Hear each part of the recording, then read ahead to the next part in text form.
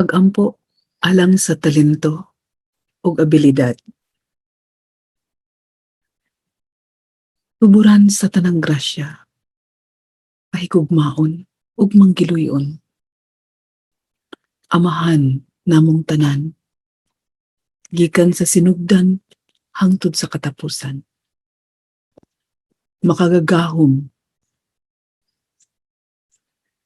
maligdong. Papasalamaton ako sa tanang grasya nga imong gihatag dinhi kanako. Salamat Ginoo sa mga abilidad ug talento nga imong gihatag kanako. Nakatabang kini og dako sa akong panginabuhi ug sa akong paglambo. Nakatabang usab kini aron mas masabtan usab nako ang akong tumong ug misyon ning kinabuhi. Pasayloa ako Ginoo sa panahong wa nako kini gialimahan o gipalambo. Ug sa mga panahong gigamit ko kini alang sa daotang tumong nga wa nagsubay sa imong pagbuot. Tuguti Amahan nga mabag-o nako ang tanang hiwi sa akong mga tumong ug buluhaton. Gamit ang mga talentong gihatag nimo kanako. Tuguti nga mas mapalambo pa nako kini subay sa imong mando ug pagbuot. Nga ang tanang laraw ug tinguha magasubay gayud sa imong kaayo ug gugma alang sa akong isig kaingon ug alang usab sa uban pang mga binuhat. Sa matag adlaw buot nako isangyaw ang imong kaayo ug gugma kanako.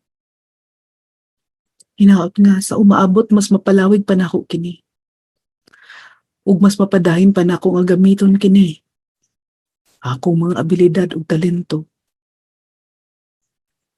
alang sa kaayuhan sa tanan.